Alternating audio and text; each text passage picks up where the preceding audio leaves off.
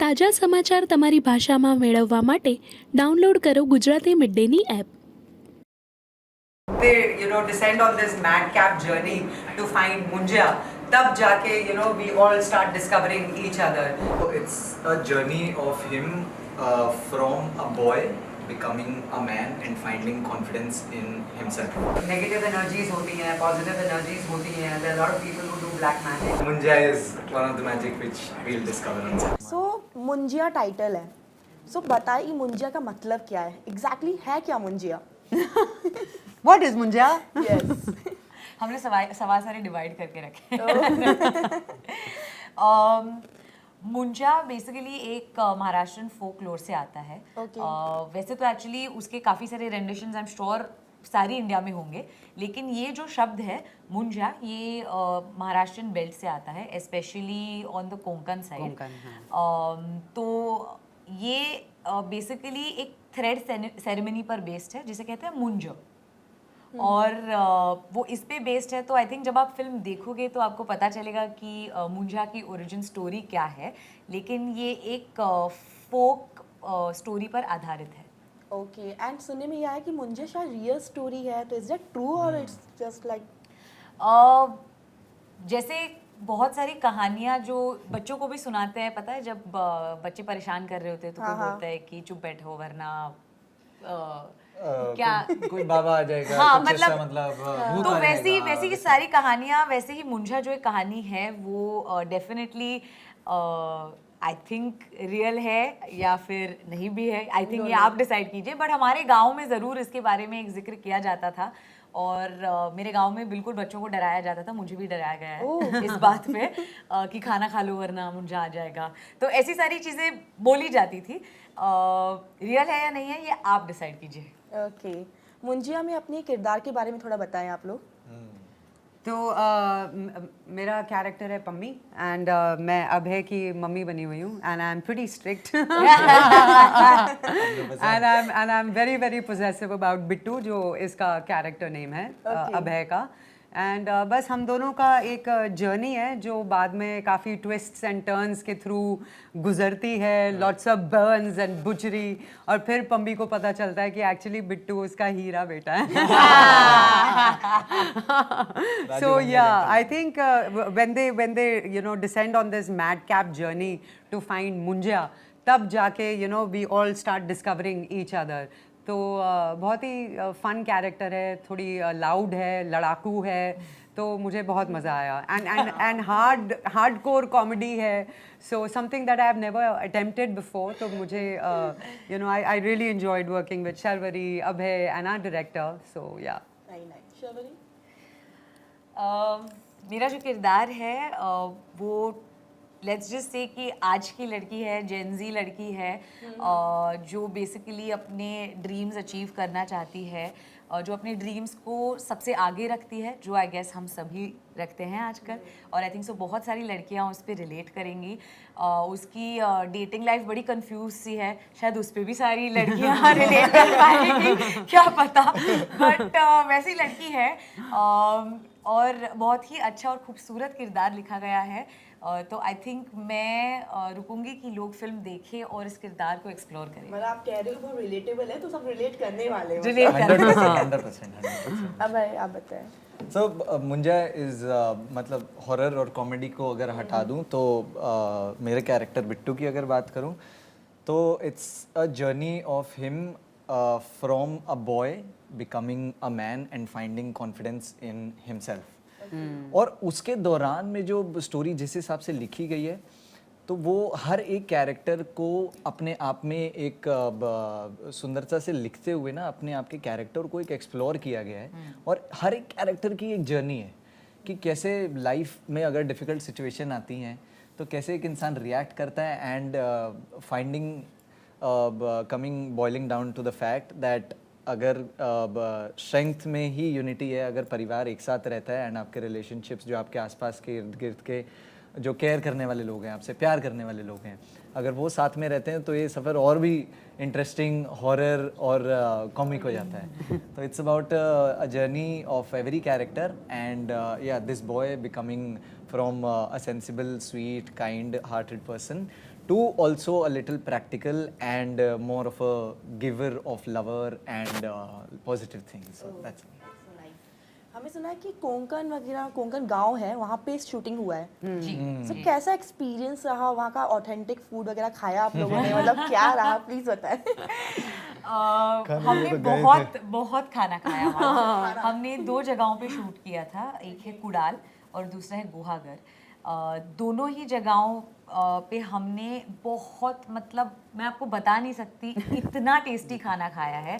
Specially actually Guhagar में, जहाँ पे बीचेस इतने प्रिस्टीन है कि मतलब लाइक ऐसे बीचेस आपको इंडिया में एक्सप्लोर करने चाहिए।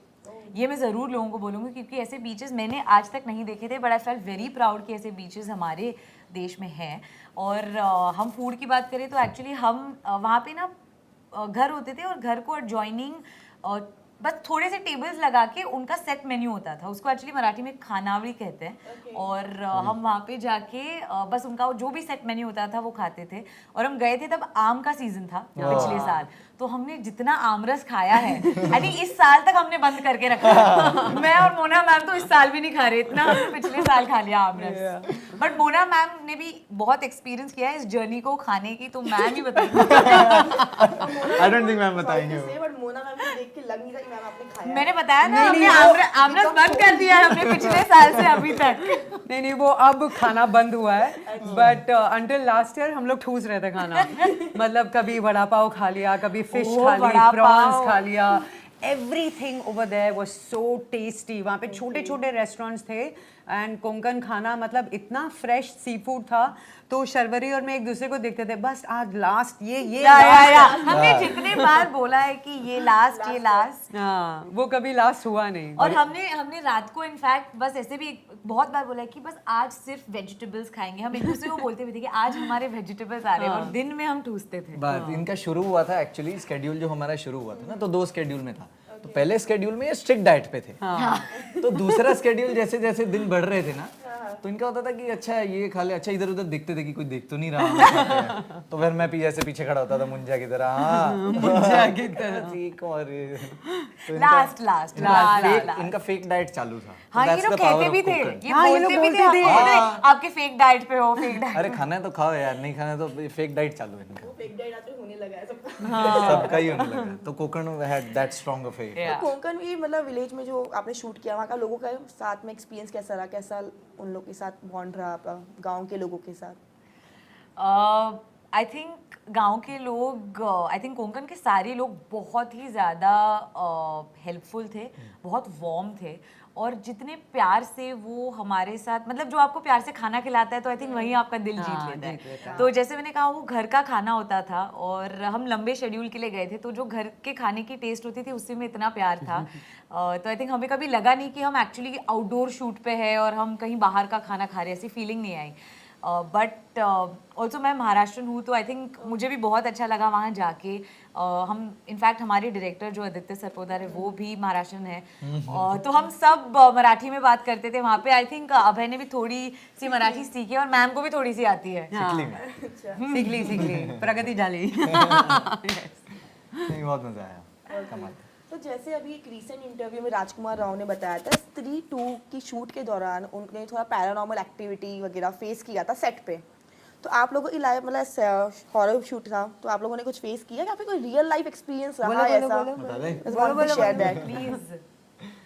तो ये कहानी है अब कुडाल की। ओह अच्छा, कितने साल पुरानी? करीब 2000 माइनस 1900। मैथ्स में बुरा है आपका, मैथ्स में थोड़ा सा मैं एक्चुअली। मतलब माइनस हो गया। तो एक्चुअली जब हम शूट कर रहे थे,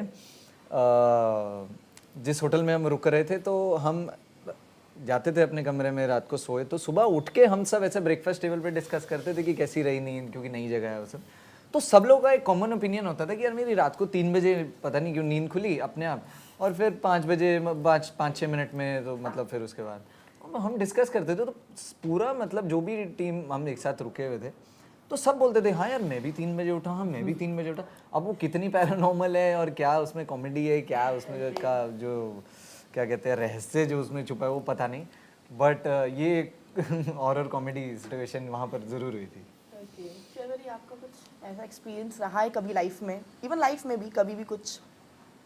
नहीं, मतलब ऐसा कोई एक्सपीरियंस नहीं रहा है। मैं हर हॉरर फिल्म देख के डर जाती हूँ और उसके बाद मुझे हमेशा लगता है कि कहीं ना कहीं तो भूत है, जैसे मैम ने भी बोला था, उनको भी ऐसे ही लगता है। तो आई थिंक हमारी लाइफ में यही है, पैरानॉर्मल या जो भी, बट यही डरावनी स्टोरीज है।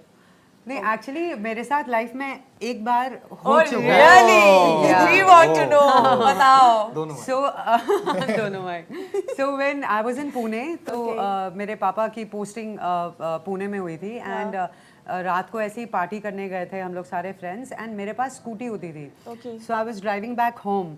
तो पुणे में एक बहुत फेमस ब्रिज है, बन गार्डन ब्रिज। अच्छा। तो मैं वहाँ वो ब्रिज को क्रॉस कर रही थी। तो ब्रिज की स्टार्टिंग में एक लड़की लिफ्ट मांग रही थी। तो ऑब्वियसली मैं रात के 11 बजे किसी को लिफ्ट तो दूंगी नहीं, तो मैं आगे निकल गई। बट जैसे ही वो ब्रिज क्रॉस हुआ, वही लड़की खड़े होके फिर से लिफ्ट मांग रही थी। I died and I was like, oh my god, ये नहीं हो सकता मेरे साथ, ये नहीं हो सकता। तो मैंने स्कूटी के मिरर्स ना नीचे कर दिए, बिकॉज बचपन में सुनते थे ना कि मुड़ के मत देखना, इधर मत देखना। आई फ्रोज, मुझसे स्कूटी भी नहीं चल रही थी, ऐसे सब हो रहा था। तो आपको ऐसा नहीं लगा मैम कि ये बहुत ज्यादा ही लिफ्ट मांग रही है तो इसको दे ही देते हैं क्योंकि बार बार इतना कॉन्फिडेंस? बार बार आ रही है। अरे बहुत शिद्दत से बट मांग इट वाज सो स्पूकी मेरे लिए, मतलब एक्चुअली मेरी बोलती बंद हो गई थी। मैं घर पहुंची and I told my sister, I was like ये नहीं हो सकता। बड़ी अच्छी तू लिफ्ट दे देता ना, हाँ, ये इसलिए से मैं दिल्ली में रुक जाता है तू। मुंजी मुंजी नहीं, मुन्नी, सॉरी मुन्नी। सो मोना मैम कह सकते हैं आप घोस्ट में बिलीव करते हो ना? अब बिलीव करती हूँ या नहीं करती हूँ, but I did see that happening in front of me, मेरे आंखों के सामने हुआ था।